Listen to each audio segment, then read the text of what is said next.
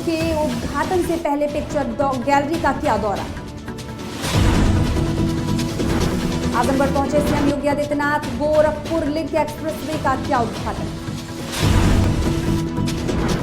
एटा में बुद्ध प्रतिमा तोड़ने पर गरजे रामजी लाल सुमन, आरोपी बचे मूर्ति बदली सुमन का सवाल। अमरोहा बनेगा साइबर सुरक्षा का गढ़, पुलिस ने उठाया ऐतिहासिक कदम, शुरू किया देश भर में युवाओं के लिए इंटर्नशिप प्रोग्राम। नमस्कार, मैं रुचि, आप देख रहे हैं आज की खबर। आइए देखते हैं उत्तर प्रदेश की खबरों में क्या कुछ है खास। यूपी के सीएम योगी आदित्यनाथ आजमगढ़ पहुंचे, जहां उन्होंने सलारपुर में आयोजित कार्यक्रम में गोरखपुर लिंक एक्सप्रेसवे का लोकार्पण किया। इसके साथ ही जनसभा स्थल पर नंद गोपाल नंदी ने उनका स्वागत किया। इसके बाद सीएम ने लोकार्पण कर जनता को संबोधित किया। कहा कि अब आजमगढ़ आतंक का गढ़ नहीं, अदम्य साहस का गढ़ बन गया है। भाजपा की डबल इंजन सरकार 2047 तक विकसित भारत के लक्ष्य को पूरा करने के लिए काम कर रही है। उत्तर प्रदेश बीमारू राज्य से अब एक्सप्रेसवे वाले राज्य के रूप में अपनी पहचान बना रहा है। 8 साल पहले आजमगढ़ का नाम लेने से लोग डरते थे। आजमगढ़ अब विकास की मुख्य धारा के साथ जुड़ चुका है। आजमगढ़ को पहचान का मोहताज होना पड़ा था, लेकिन आज 8 वर्ष के अंदर प्रधानमंत्री मोदी जी के मार्गदर्शन में आजमगढ़ अब पहचान का मोहताज नहीं है। आजमगढ़ अब आजमगढ़ से अदम्य साहस का गढ़ बन चुका है। अब यह विकास की मुख्य धारा के साथ जुड़ चुका है। और इसके लिए तो प्रधानमंत्री जी ने कहा था कि विकास के लिए गति चाहिए, प्रगति के लिए गति चाहिए, समृद्धि के लिए प्रगति चाहिए। और जब गति होगी तो प्रगति होगी, प्रगति होगी तो समृद्धि होगी, और समृद्धि होगी हर चेहरे पर खुशहाली भी होगी। यही तो खुशहाली का राज है, और इसी खुशहाली के साथ आपको जोड़ने के लिए हम लोग आए हैं।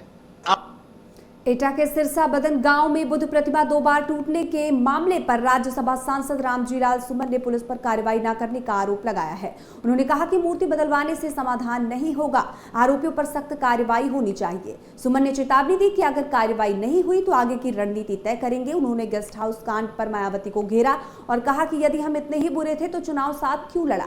साथ ही कुंभ में मृतकों की संख्या जानने को भी गलत नहीं बताया। मूर्ति देखने के बाद सुमन ने मंडी समिति गेस्ट हाउस में प्रेस वार्ता की। इस गांव में भगवान बुद्ध की मूर्ति लगातार 1 महीने में 3 बार टूटी है।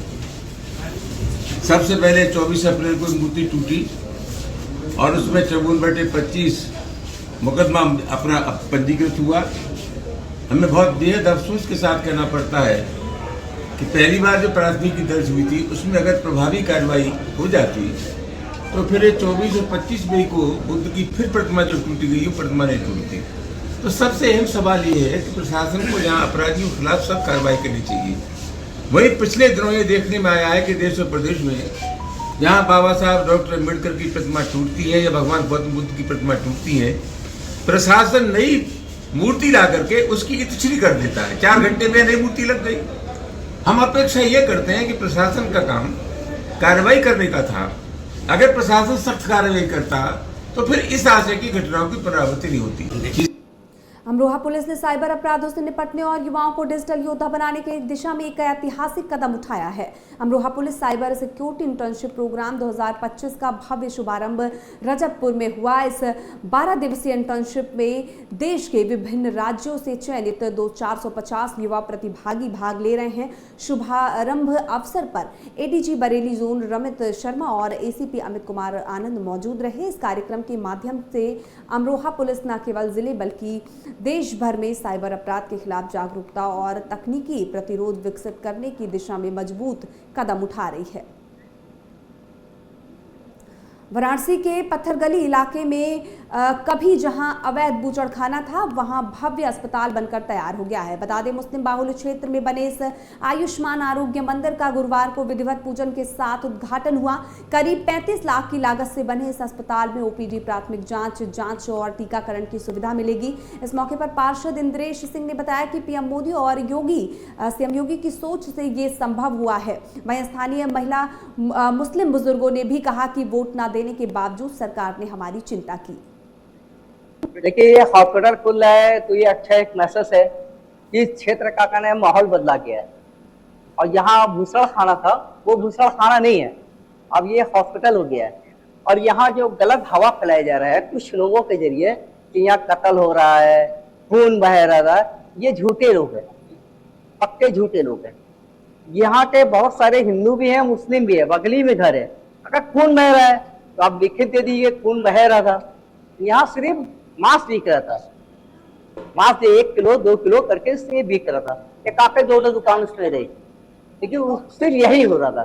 तो सच वो बताइए, झूठ मत फैलाइए, इससे माहौल खराब होगा। आज हॉस्पिटल खुला, कैसा खुशी महसूस? बहुत अच्छा है, बहुत खुशी है। देखिए पहले यहाँ कसाई खाना हुआ करता था, कसाई वाड़ा यानी बूचड़ खाना समझ सकते हैं आप। पशुओं का मांस बिकता था यहाँ, और उसको सिर्फ 2 लोग का फायदा था, या तो उसको बेचने वाले का फायदा था या खाने वाले का फायदा था। किंतु अब ये जो प्राथमिक स्वास्थ्य केंद्र बन के तैयार हो रहा है, डॉक्टर नीलकंठ तिवारी सर दक्षिणी के विधायक, उनके नेतृत्व में, उनकी निधि से उन्होंने पैसा देकर के इसको बनवाया है। अब लोगों का स्वास्थ्य का यहाँ इलाज किया जाएगा, लोगों को आरोग्य की गारंटी दी जाएगी।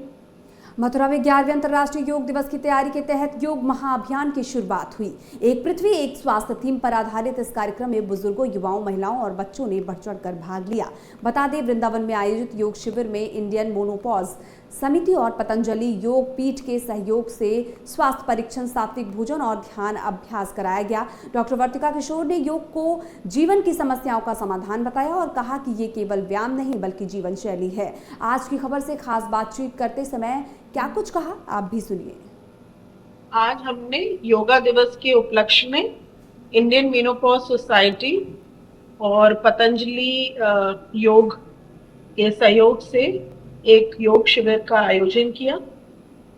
और सभी लोगों ने जिन्होंने इसको अटेंड किया उनको बहुत अच्छा लगा, क्योंकि योग सिर्फ एक शारीरिक नहीं वरन मानसिक, उसमें आपका आहार विहार आचार सभी कुछ उसमें उसका एक जब एक साथ एक मिलन होता है तभी उसको हम योग कहते हैं। तो आज के दिन सबसे पहले सबने ओम ध्वनि से शुरुआत करते हुए शारीरिक व्यायाम योग किया। वृंदावन के गौरानगर में जल भराव के चलते राष्ट्रपति सम्मानित समाज सेविका डॉक्टर लक्ष्मी गौतम नाले में गिर पड़ी। नाले और सड़क का फर्क ना समझ पाने के कारण बाइक समेत हादसे का शिकार हुई। गनीमत रही कि आसपास के लोगों ने उन्हें सुरक्षित निकाल लिया। उनकी बाइक नाले में बह गई, जिसे नगर निगम ने 12 घंटे की मशक्कत के बाद निकाला। घटना के बाद स्थानीय लोगों ने अधूरी पुलिया और चेतावनी बोर्ड न होने पर नगर निगम व विप्रा के खिलाफ जमकर प्रदर्शन किया। लोगों ने नाले की तत्काल मरम्मत की मांग उठाई। पानी था भरा हुआ यहाँ पे, हमने वहां से टर्न किया तो सीधी नाले में बाइक चली गई। कौन था आपके साथ? लक्ष्मी गौतम थी जी। उनकी भी चोटें आई हैं? छोटा ही है। किस तरह से बचाया गया यहाँ लोगों ने? भाई साहब थे ये सामने दुकान वाले, उन्होंने देखा, वो कूद गए थे नाले में, उन्होंने बहन जी का हाथ पकड़ा। मुझे खुद नहीं पता मैं बाहर कैसे आया, और किसने मुझे खींचा। चोट वगैरह आई है किसी की? हाँ जी, मेरे भी लगी है यहाँ पे, उनके भी चोट लगी है। ये भी क्या कहेंगे, क्या किस तरह की व्यवस्था है? व्यवस्था बिल्कुल खराब है जी यहाँ की। पार्षद को चाहिए, अगर पार्षद यहाँ रहता है तो दिखाई सबको दिखाई दे रहा है। अब ये देखिए कितनी ईंटें कितने पत्थर आ रहे हैं, फिर भी नाला नहीं भरा जा रहा, कितना गहरा है और कोने पे है। अगर कोई भी पार्षद आता है उसकी जिम्मेदारी रहती है यहाँ की देख रेख की। फिरोजाबाद जिले के शिकोहाबाद थाना क्षेत्र में एक बड़ी पुलिस मुठभेड़ में 50,000 रुपए के इनामी कुख्यात बदमाश राजा पुत्र कल्लू खां निवासी आगरा को ढेर कर दिया। मुठभेड़ के दौरान एक सिपाही भी घायल हो गया, जिसे तत्काल अस्पताल में भर्ती कराया गया है। घायल सिपाही की हालत स्थिर बताई जा रही है। बता दें कि मुठभेड़ शिकोहाबाद थाना पुलिस के एसओजी टीम के साथ हुई। पुलिस ने मौके से हथियार व अन्य सामग्री बरामद की और मामले की आगे जांच जारी है। इस घटना ने क्षेत्र में पुलिस की सक्रियता और अपराध नियंत्रण के प्रयासों पर चर्चा शुरू कर दी है। थाना शिकोहाबाद में एक घटना हुई थी, जिसमें अपने घर के बगल के खाली प्लॉट में सो रहे 2 वृद्ध दंपतियों को लूटपाट करने की नियत से लहूलुहान कर दिया गया था। उन पे गंभीर चोटों के निशान पहुंचाए गए थे। फलस्वरूप इन दोनों वृद्ध दंपति की मृत्यु हो गई थी। इस सूचना की गंभीरता को देखते हुए तत्समय ही सुसंगत धाराओं में अभियोग पंजीकृत किया गया था। हरदोई के संडीला थाना क्षेत्र में इनोवा कार लूट के मामले का पुलिस ने खुलासा कर दिया है और पुलिस ने 5 आरोपियों को गिरफ्तार किया है। आरोपियों से लूटी गई इनोवा कार समेत 4 वाहन, 4 पहिया, एक बाइक और अवैध हथियार बरामद किए गए हैं। साथ ही 1 लाख से अधिक की नकदी, चोरी का डीजल भी बरामद किया गया है। ये लोग विभिन्न स्थानों पर खड़ी गाड़ियों से डीजल चुरा लेते हैं। एसपी ने मामले का खुलासा करने वाली टीम को 25,000 का इनाम भी दिया है। ये अशरफ अली के साथ मिलकर विशाल के संडीला लेते थे। अशरफ अली उनको 4 पहिया वाहन प्रोवाइड करा और कैंस प्रोवाइड। ये रात को निकलते थे और सीतापुर, हरदोई, लखनऊ क्षेत्र रोड पे जो ट्रक्स खड़े रहते हैं उनकी टंकी को तोड़ के उसमें से तेल निकाल लेते और ये तेल अशरफ अली के 40 से 50 रुपये आपको बेचते थे और अशरफ अली के मार्केट रेट पे पब्लिक जो खासतौर पर ट्रैक्टर चालिक मालिक उनको भी इन्होंने 17 तारीख की सुबह चोरी का प्रयास किया। चोरी करने के दौरान ये इनोवा गाड़ी से 3 लोग निकल रहे थे, वो भी शाहजहांपुर के वो रहने वाले थे और वो भी डीजल चोरी करते। उनसे इनका आमना सामना तो कंफ्यूजन में उन्होंने ये सोचा कि पुलिस ने पकड़ लिया, तो वो भाग गए और उनकी गाड़ी में लूट के। एटा के रामपुर कस्बा स्थित मोहल्ला गडरियान में चोरों ने एक बंद पड़े मकान को निशाना बनाकर लाखों की चोरी को अंजाम दिया है।